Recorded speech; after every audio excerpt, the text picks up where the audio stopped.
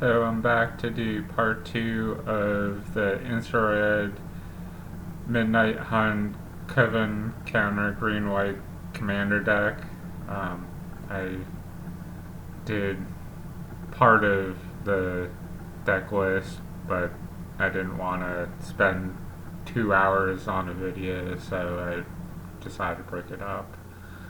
So the next card is Celebrate the Harvest. It's a sorcery for 3 in a forest. Search your library for up to X basic land cards, where X is a number of different powers among creatures you control. Put those cards onto the battlefield tapped, then shuffle. So this almost has the feel of Green Sun Zenith. I can't remember what set that was out of. Only instead of having X in the casting cost to search for X cards, you're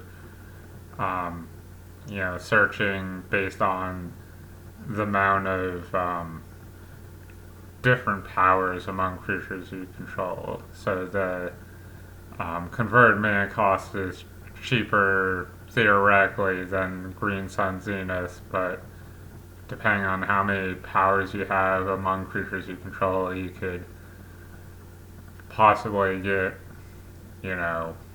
half a dozen or more different lands on the battlefield. So instead of paying 6 for X on Green Sun Zenith, you're paying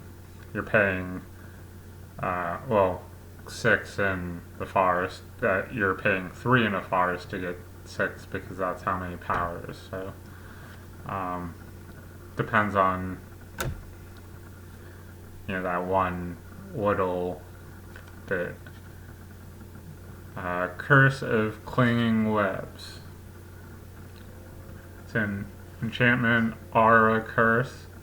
Enchant player. Whenever a non-token creature enchanted player controls dies, exile it, and you create a 1/2 green spire green creature token with reach. So that's pretty cool. If your opponent doesn't have a enchantment destruction card, you're sitting there and forcing them to decide if they want to block with their creatures or not, because if it would go to the graveyard, it's going to exile instead. That's pretty sweet for 3. And if a creature's getting exiled that way, I'm getting a 1/2 creature token with reach. Yes. How is this card so good for 3? Yes, there's removal, but you have to hope, your opponent has to hope to have it in hand to make it worthwhile for them, or for them to be able to deal with it. Heron Blade Elite. It's a 1/1 human warrior for 2 in a forest. Has vigilance. Whenever another human enters the battlefield under your control, put a 1/1 counter on Heron Blade Elite.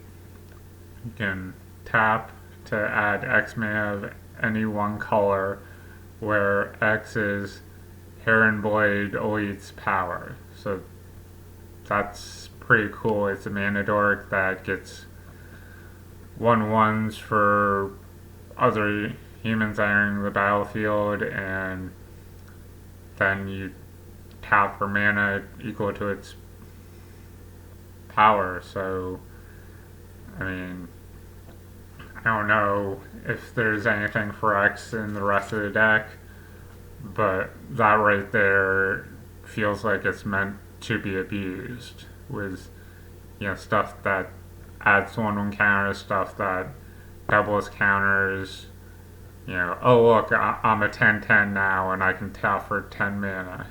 Like that just feels like it's meant to be abused. Kerbis, Harvest, Celebrant. So after that last card that taps for mana, I guess it was meant to be that something was X and it would be the next card. So it's a 0/0 tree folk.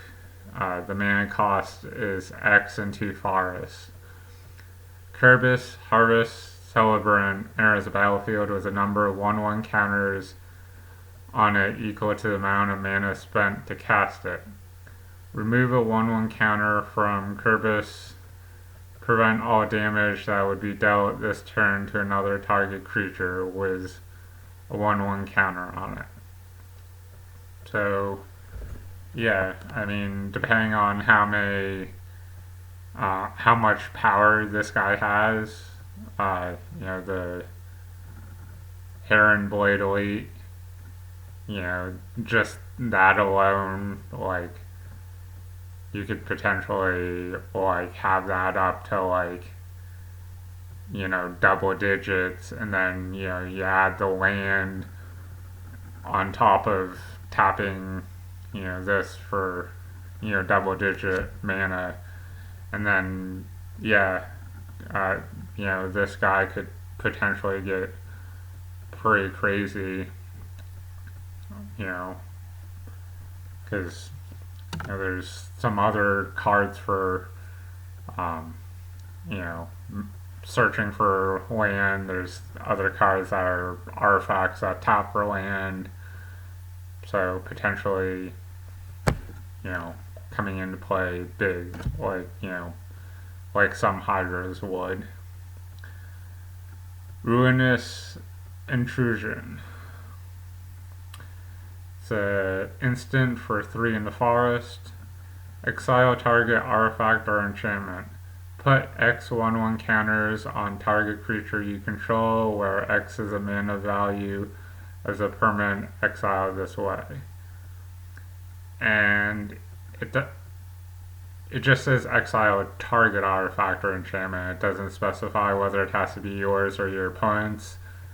So it's pretty wide open. You could get rid of an opponent's artifact or enchantment you know, you don't want to deal with, and oh, hey, I'm adding X 1/1 counters onto a creature I control.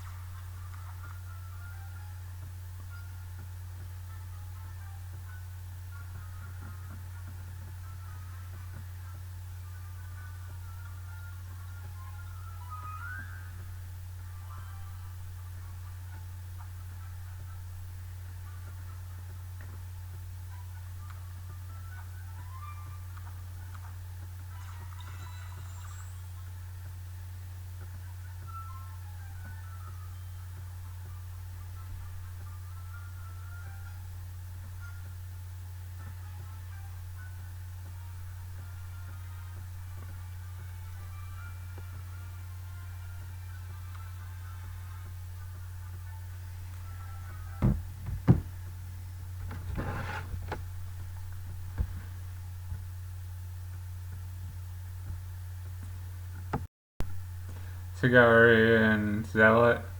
It's a 3/3 human cleric. At the beginning of combat on your turn, choose any number of creatures with different powers. Each of them gets +X and gains vigilance until end of turn, where X is Citadel Zealot's power.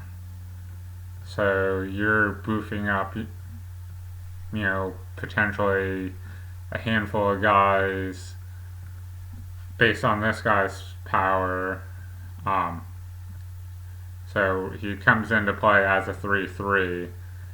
So if you have maybe half a dozen creatures with different powers, and then as you start combat on your turn, hey, all of these half dozen guys get +3/+3.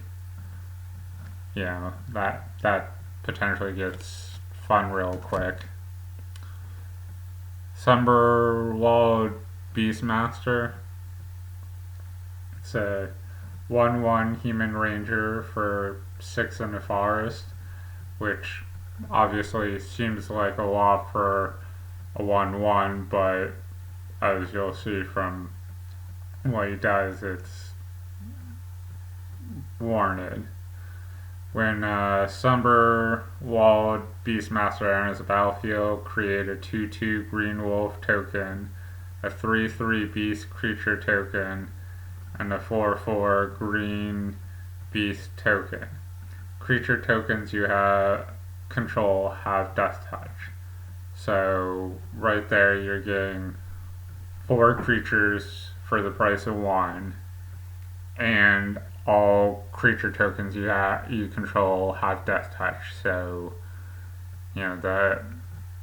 this guy's making 3 creature tokens just to give him Death Touch, and then there's another 1/1 creature for I think also 7 that it gives 3 different tokens also. So you end up slapping some creatures on the battlefield, slapping some tokens on the battlefield, and then all of a sudden you have a big army, and let's give creature tokens Death Touch.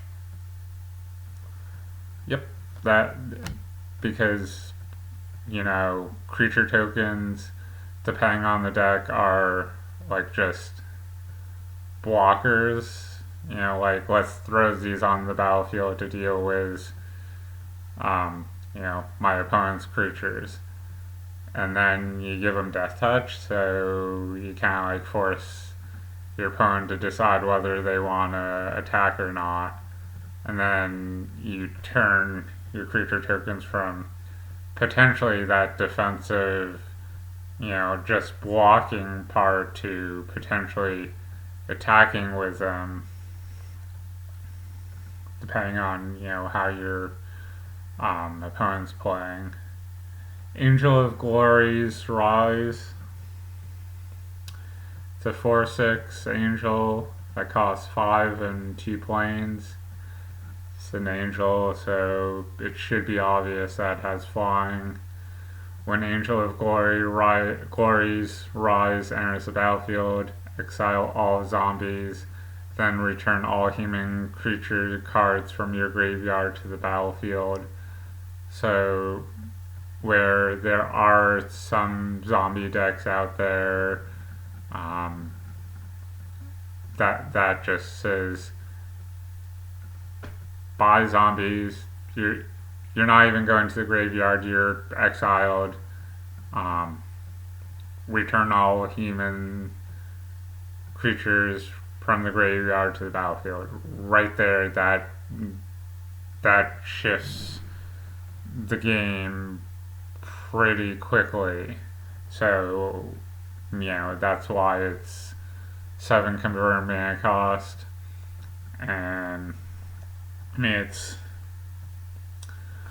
a board wipe that ideally is only affecting your opponents, that then where this deck has a bunch of humans, says let's return some most of my creatures, if not all my creatures, from my graveyard to the battlefield.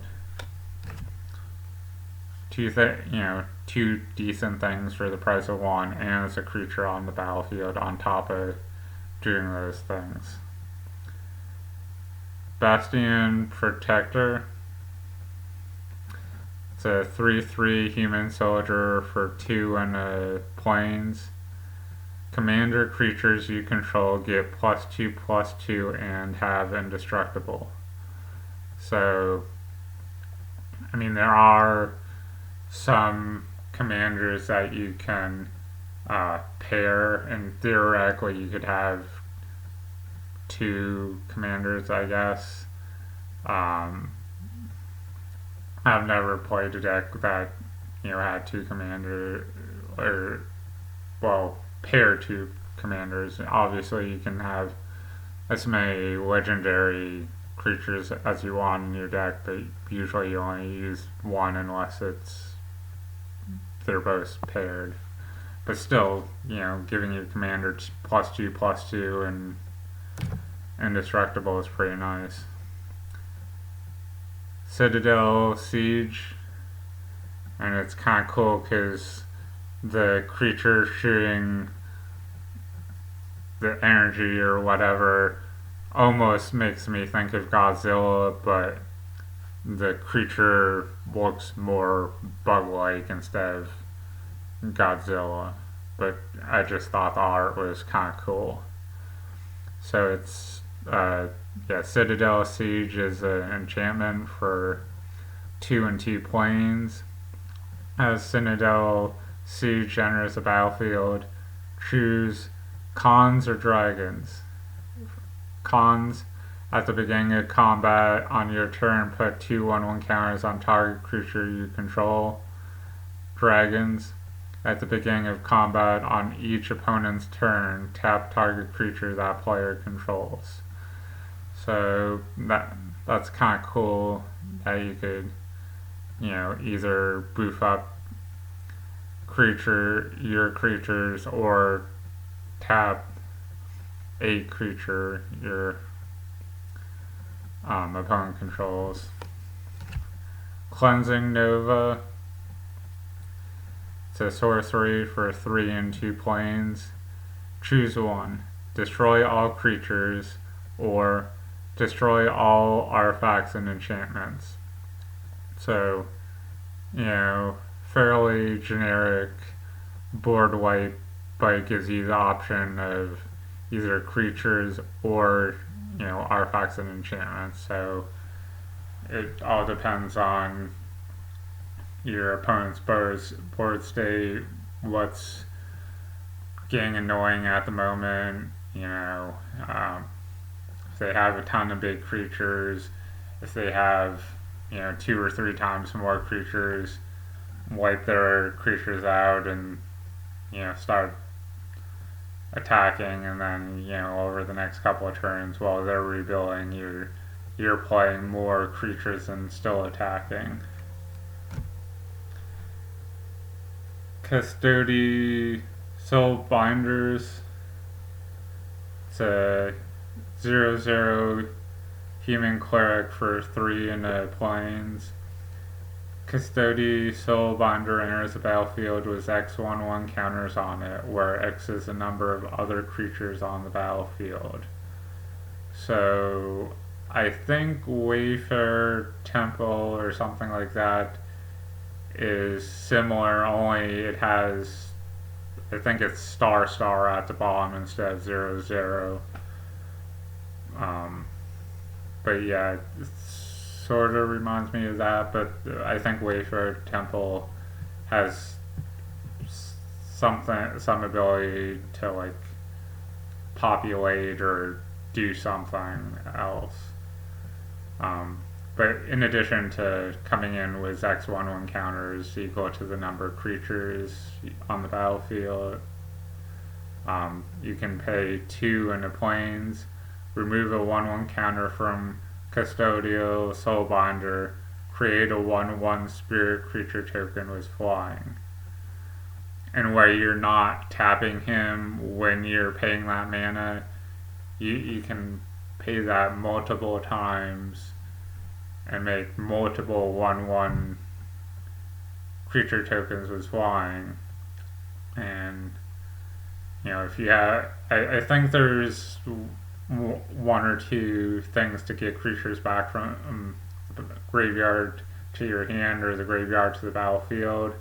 So you could potentially have this guy come in as a 10/10 because of the other creatures on the battlefield, and then, you know, use the mana to remove those counters as you can, and potentially make 10 1/1 tokens.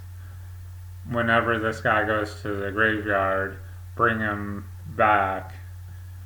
There's automatically 10 more creatures on the battlefield when he comes back.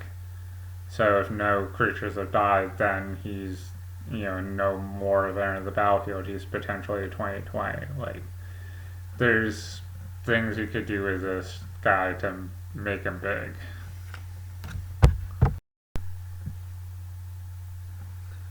Dearly Departed. It's a 5/5 spirit for 4 and 2 planes. It has flying. As long as Dearly Departed is in your graveyard, each human creature you control enters the battlefield with an additional 1/1 counter on it. Herald of War. It's a 3/3 angel for 3 and 2 planes. It should be obvious as an angel it has flying. When Herald of War attacks, put a 1/1 counter on it. Angel spells and human spells you cost 1 less to catch for each 1/1 counter on Herald of War. So that's pretty cool right there. You have some more costly creatures in here. I don't know if any of the 6 and 7 converted mana costs are angels or humans. I really haven't been paying a lot of attention to that, but just the fact that it gets a 1/1 counter on it each time it attacks, and then reduces angel or human converted mana cost by 1 for each of those 1/1 counters. At that point, you would possibly just be paying the mana symbol. So if it was, this one is 3 and 2 planes, but obviously it doesn't apply to casting this guy because he's already on the battlefield. But someone that was 3 and 2 planes, like this guy, where if this guy had 3 1/1 counters on and you want to cast another guy with the same mana cost, right there you're just playing. You're just paying the 2 planes to play the guy. I mean, that makes it easier to get some of your bigger guys out if they're a human or angel. Hour of Reckoning. It's a sorcery for 4 and 3 planes. Convoke. Your creatures can help cast this spell. Each creature you tap while casting this spell pays for 1 or 1 mana of that creature's colors. Destroy all non-token creatures. So it's a board wipe that allows tokens to stay on the battlefield, which would probably be why it costs 7 when some board wipes are less. The Cleansing Nova from earlier was 3 and 2 planes, so that's a converted mana cost of 5, where this is 4 and 3 planes, so that's a converted cost of 7. It's 2 more, and one of which is an additional mana symbol. So kind of you're paying extra, but you're keeping all those creature tokens you've played out on the field. which could be helpful. Knight of the White Orchard. It's a 2/2 human knight for 2 planes. It has first strike. When Knight of the White Orchard enters the battlefield, if an opponent controls more land than you may search your library for a plains card, put it onto the battlefield, then shuffle. So that's pretty cool. If the criteria is met, you get to search for a land just by playing this creature. It's not a wasted card, in a card slot that's like, I'm sacrificing a land to search for a land. Like, that seems odd to me, but this, it's a creature that if your opponent has more land, you get to search for another land. That, it does 2 things at the same time, and you're not getting rid of it to do it. Machias, the woonark, probably mispronouncing it. 0/0 human cleric for X and the plains, and it is a legendary creature. So, if you wanted to make it a commander, you could, but it could only be for a white deck, and this is a green-white deck, so you couldn't do it for this specific commander deck. Machias, the woonark, enters the battlefield with X/1/1 counters on it, because X is in the mana cost. You can tap to put a 1/1 counter on Machias, or you can tap, remove a 1/1 counter from Machias, put a 1/1 counter on each other creature you control. So that, I remember this guy from one of my decks, probably 8-10 years ago, maybe a little more, and I didn't really have anything like doubling season or primal vigor in the deck. But if you have anything to double 1/1 counters, this guy gets real awesome real quick, because he's coming in with 1/1 counters, and then you can tap to add 1/1 counters. And obviously there's cards that allow you to put 1/1 counters on creatures. And then you can tap him, remove one 1/1 counter, and apply it to every other creature you control other than him, just for removing one. So, if you have, 20 creatures on the battlefield, because this deck seems to make tokens in addition to, the creatures you're playing. Oh, hey, he's a 10/10. Well, I'm removing one of the 1/1 counters. He's going to become a 9/9. The 19 other creatures get +1/+1. That right there makes him pretty sweet. Just being able to shift 1/1 counters. Audric, Master Tactician. It's a 3/4 human soldier for 2 and 2 planes. He's also a legendary creature, but it would only be for a white deck if you wanted him as a commander. He has first strike. Whenever Audric, Master Tactician, and at least 3 other creatures attack, you choose which creatures block this combat and how those creatures block.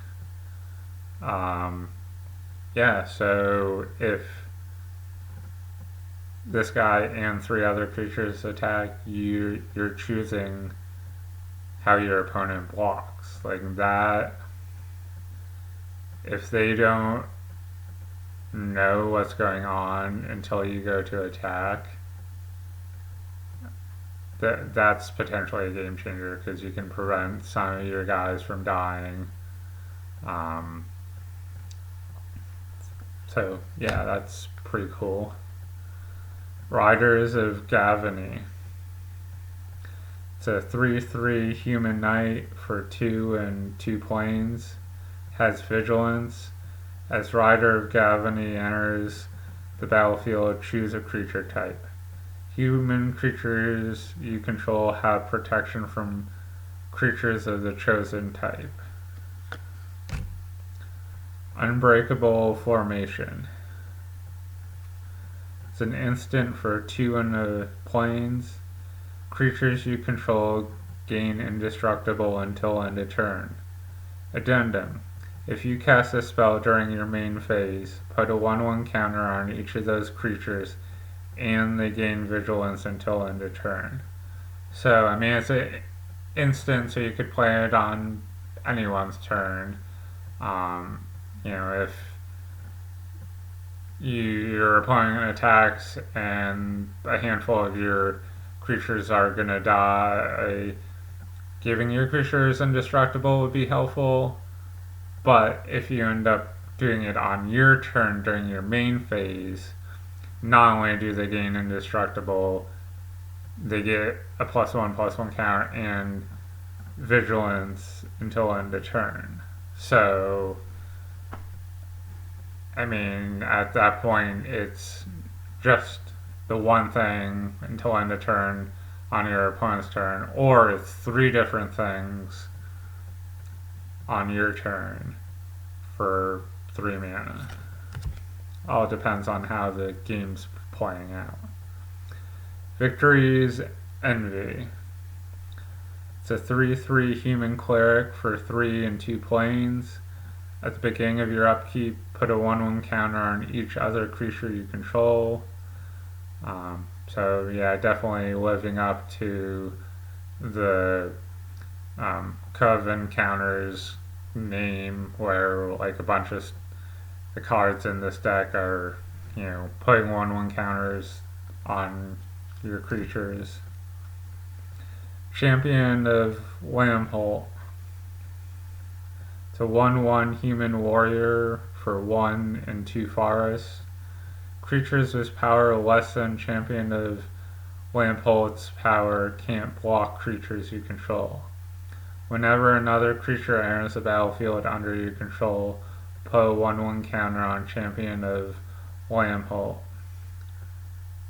So, if you play this guy early on, and then you're playing more creatures, or actually it's whenever another creature, it's whenever another creature enters the battlefield under your control, so where it's only 3 mana, if you play this, turn 2, turn 3, depending on if you have a mana dork or something,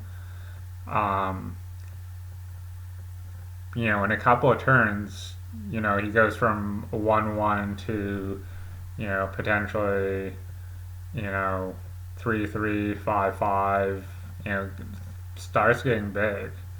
And then your creatures with power less than Champion of Lambholt's power can't block creatures you control. So, like, once this guy gets up to a 5/5, anything with power less than 5, so even a 4/4 can't block your creatures. I mean, yes, you would kill the creatures that are smaller than yours, but it forces your opponent to either block with their big guys or take damage to the face.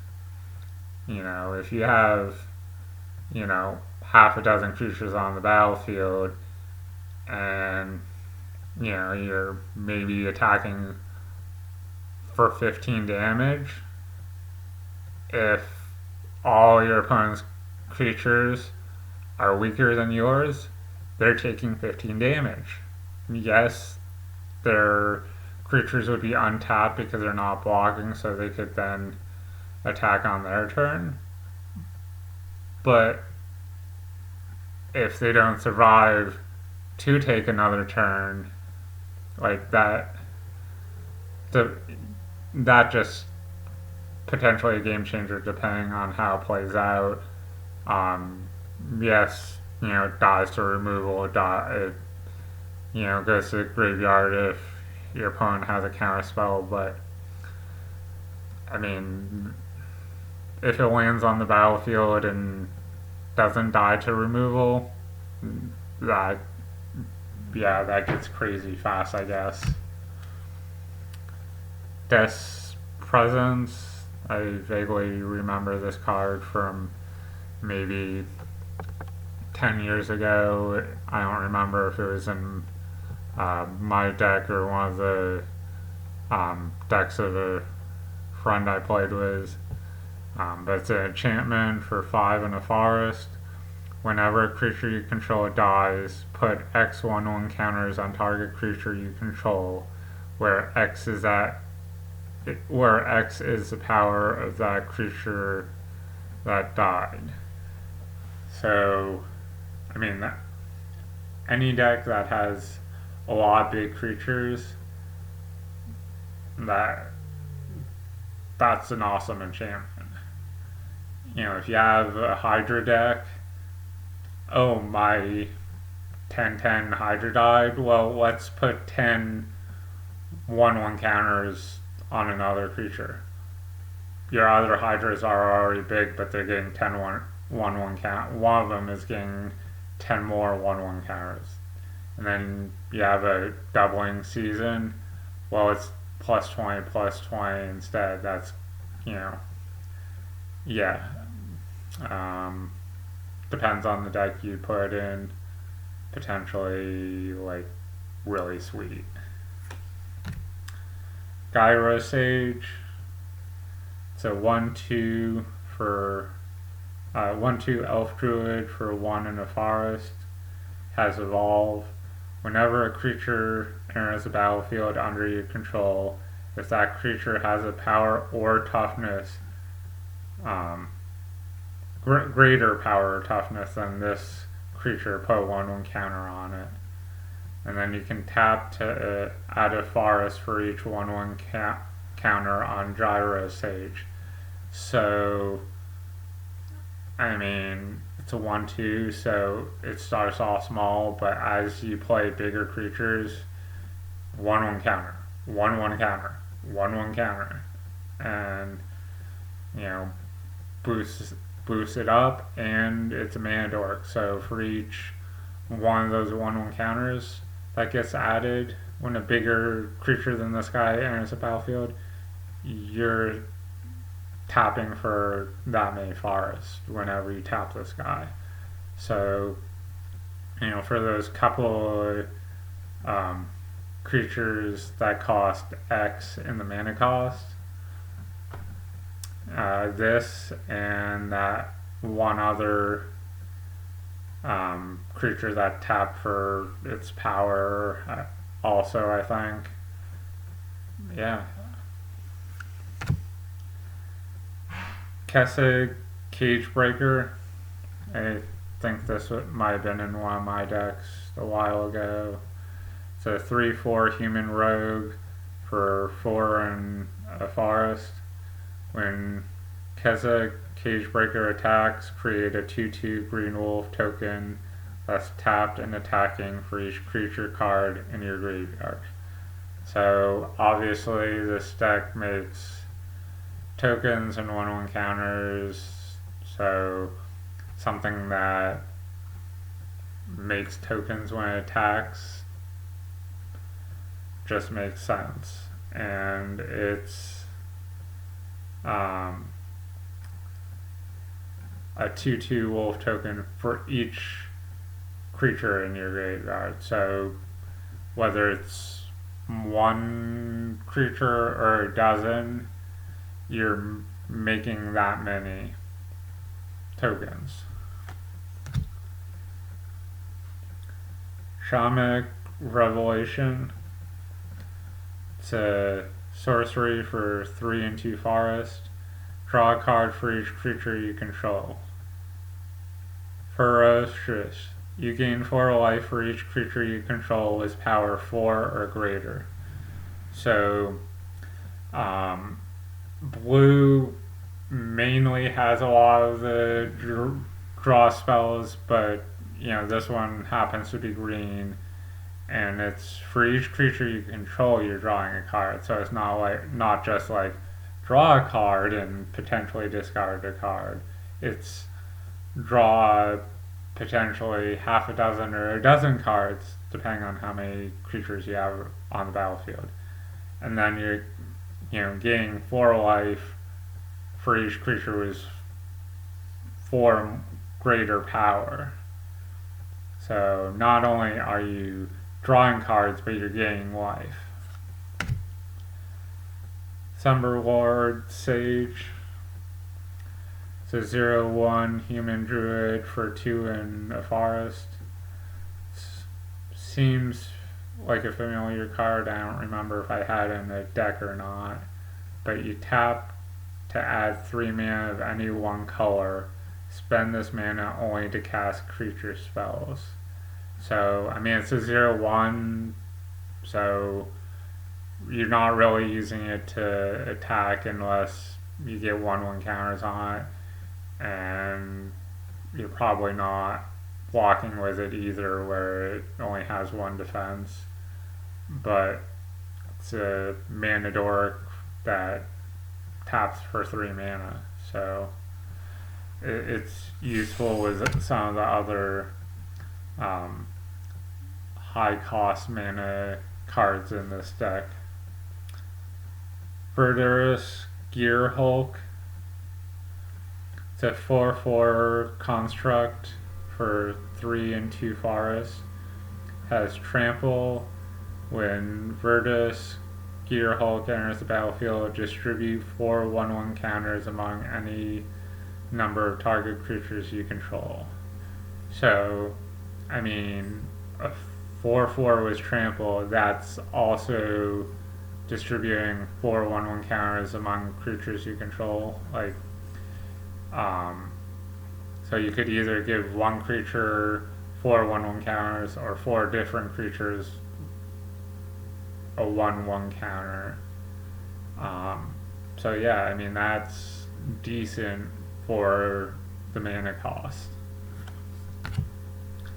Wild Beastmaster. It's a 1/1 human shaman for 2 in a forest. When Wild Beastmaster attacks, each other creature you control gets +X/+X, where X is Wild Beastmaster's power. So where this deck has a bunch of stuff to add 1/1 counters to creatures, maybe get this up to like a 5/5, and hey, all my other creatures get +5/+5 until end of turn. So you might have some 8/8s or 10/10s that are, oh hey, let's give them +5/+5. That seems pretty nice. Herons Grace Champion. It's a 3/3 human knight for 2, a forest and a plains. Has flash and lifelink. When Herons Grace Champion enters the battlefield, other humans you control get +1/+1 and gain lifelink until end of turn. That's pretty nice that it has lifelink and it gives other humans lifelink until end of turn, because this deck really doesn't have, this is the first thing I remember with lifelink or giving lifelink, and I only remember seeing one other card that gives, lets you gain life, but that was only 4 life for each creature of power 4 or more. So, that depends on when you play it. Whereas this, lifelink, so you're gaining life whenever you attack. given the other humans only get the lifelink until end of turn, but if you have a few humans in attack wisdom, it's helpful. Sigarda, Heron Grace. It's a 4/5 angel for 3, a forest and a plains. Happens to be a legendary creature, so you could potentially use it as a commander, especially where it's green and white, so it's both the colors in this deck. Where it's an angel, it has flying. You and humans you control have hexproof, so assuming your opponent doesn't counter this, once it hits the battlefield, you as a player and humans you control have hexproof. Now, this is an angel, so it could potentially die to removal, but it at least, protects you and humans for a little bit. You can pay 2, exile a card from your graveyard, create a 1/1 white human soldier creature token. Lifecrafter's Bisteri.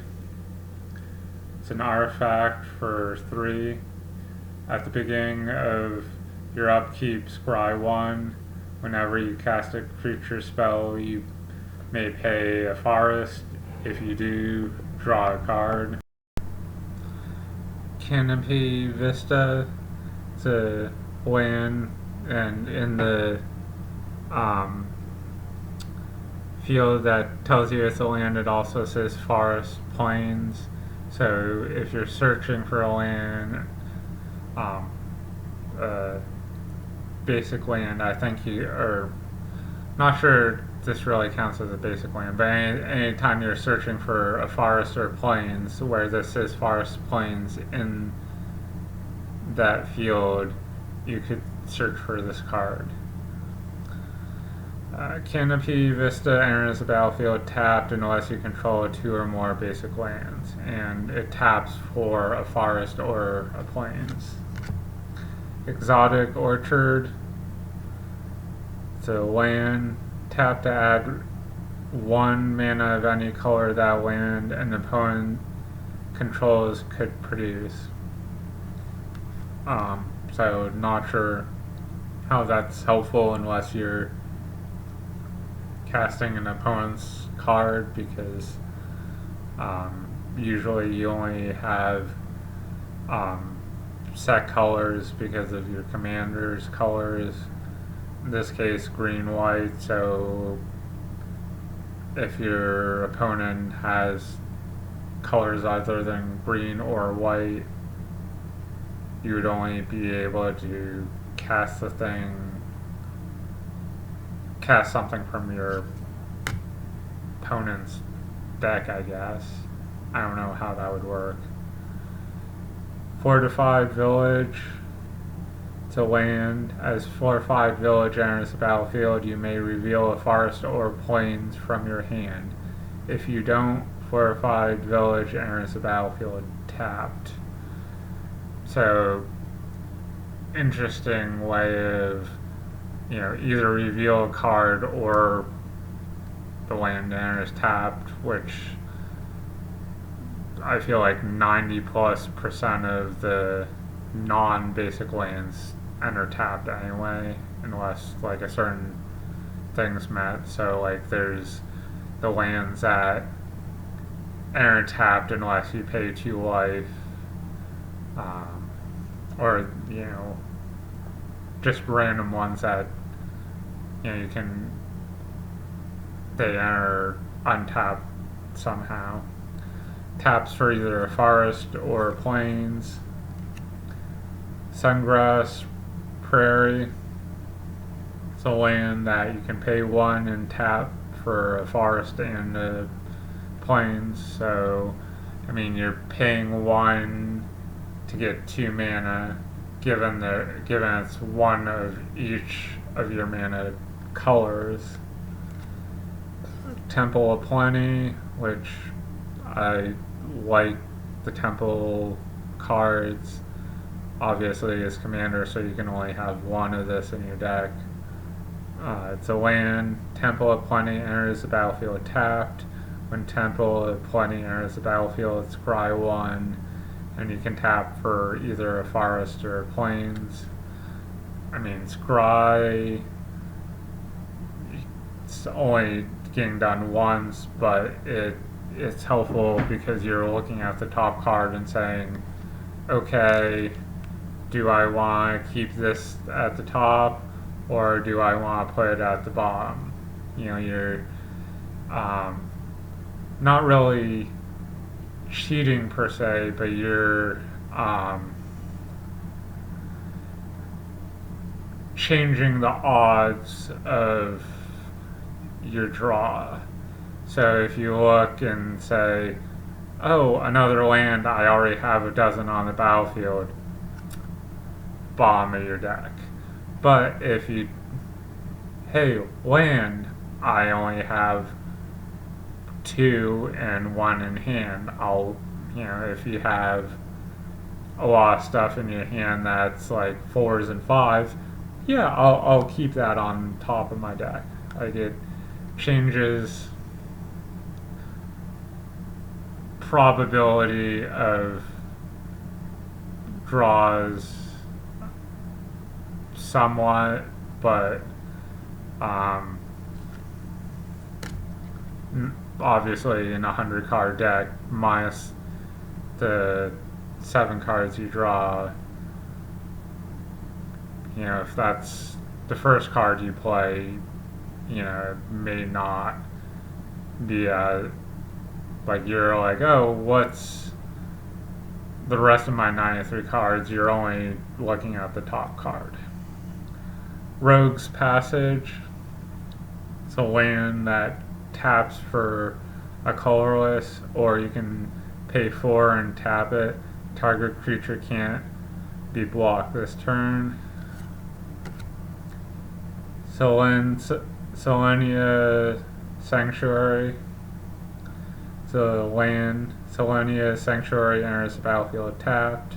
When Selenia Sanctuary enters the battlefield, return a land you control to its owner's hand, and it taps for both a forest and a plain. So that's kind of cool that you're, this one, it's tapping for 2 mana, 1 of each color, and you're not paying 1 to get those 2, whereas one of these others, yeah, it was Sungrass Prairie, you tapped 1 to get 2, and this, you just tap the land itself. You're not tapping extra mana to get the 2. Temple of the False God. It's a land, tap to add 2 colorless. Activate only if you control 5 or more land. So you get 2 colorless, but you have to have 5 land before you can get those 2 colorless. So it's kind of a wait for this to be helpful. And then we get to the basic lands, the forests and the plains. And then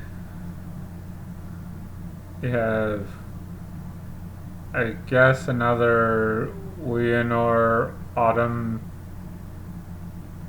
Sovereign, the 04 Human Noble for 2, a forest and the plains. Coven, at the beginning of combat on your turn, put a 1/1 counter on up to 1 target creature you control. Then if you control 3 or more creatures with different powers, draw a card. And then this version of that particular commander I don't know if you can tell, but the thickness is a little bit different than a normal card. Same dimensions, otherwise it's just a little bit thicker. Almost feels like a different card stock or something. You have all the different tokens, so snake, wolf, elephant, knight, centaur, rhino, wolf, 3/3 beast, 4/4 beast, your Eldrazi spawn, human soldier, spider, more wolves, more of the wolves, not werewolves, sorry, spirits. So yeah, you have tokens to represent anything from the deck, and then just a card that tells you what you can do on your turn and popular formats of